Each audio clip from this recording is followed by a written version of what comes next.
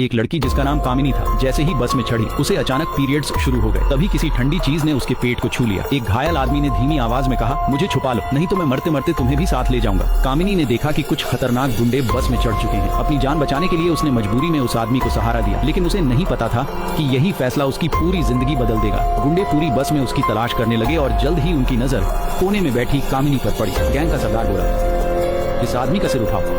कामिनी ने हिम्मत जुटाकर कहा, ये मेरा बॉयफ्रेंड है, इन्हें तेज बुखार है। सरदार ने शक से आदमी की शर्ट का कॉलर खींचा और देखा कि उसके शरीर पर लाल लाल दाने थे। वो घबरा गया और तुरंत पीछे हटते हुए बोला, ये क्या है? असल में कामिनी ने उस पर एलर्जी वाला पाउडर डाल दिया था। गुंडा बदकिस्मती समझकर गालियां देता हुआ अपने आदमियों के साथ बस से उतर गया। आदमी ने पूछा, ये सब क्या था? कामिनी ने बताया, बस थोड़ा एलर्जी पाउडर था। इतना सुनते ही दवा के असर से वह आदमी बेहोश हो गया। बस स्टॉप आने पर कामिनी उसे छोड़कर जाना चाहती थी, लेकिन ड्राइवर ने उसे रोक लिया और कहा, इस मुसीबत को भी साथ ले जाओ। कामिनी का दिल पिघल गया। उसने एक रिक्शा किया और उसे अपने साथ ले गई। कामिनी पहली बार शहर आई थी। अब तक वह गांव में मेहनत करके अपने प्रेमी की पढ़ाई का खर्च उठाती रही थी। दोनों ने वादा किया था कि पढ़ाई पूरी होने के बाद वे शहर में साथ रहेंगे। अनजान शहर में कामिनी उसी घायल आदमी को लेकर अपने प्रेमी के घर पहुंची, लेकिन जैसे ही उसने दरवाजा खटखटाया उसका प्रेमी घबराकर उसे बाहर धकेलने लगा। तभी अंदर से एक औरत निकली जो उसे पति कहकर बुला रही थी। अब सच सामने आ चुका था। प्रेमी ने साफ कह दिया कि उसने उस औरत से शादी कर ली है। वह औरत फैक्ट्री के उप प्रबंधक की बेटी थी और घमंड से बोली, इससे शादी करके इसे 30 साल की मेहनत बच गई। कामिनी ने गुस्से में पूछा, ये सब क्या है? लेकिन लड़का तुरंत पलट गया और बोला, हमारे बीच कभी पति पत्नी जैसा रिश्ता था ही नहीं, मैं तुमसे रिश्ता खत्म करता हूँ। कामिनी के पैरों तले जमीन खिसक गई। उसने कहा, ठीक है, लेकिन मेरी मेहनत के वो सारे पैसे लौटाओ जो मैंने तुम्हारी पढ़ाई पर खर्च किए। लड़का पैसे देने से बचना चाहता था, लेकिन कामिनी ने धमकी दी कि अगर पैसे नहीं लौटाए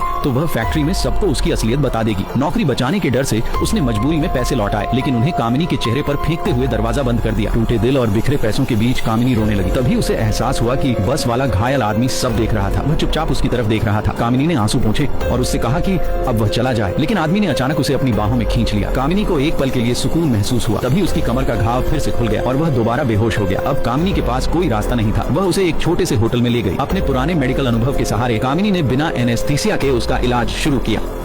दर्द से आदमी का पूरा शरीर कांप रहा था, लेकिन उसने एक आवाज तक नहीं निकाली। इलाज पूरा होने के बाद कामिनी ने सोते हुए उसे देखा और उसके दिल में एक अजीब सी गर्माहट महसूस हुई।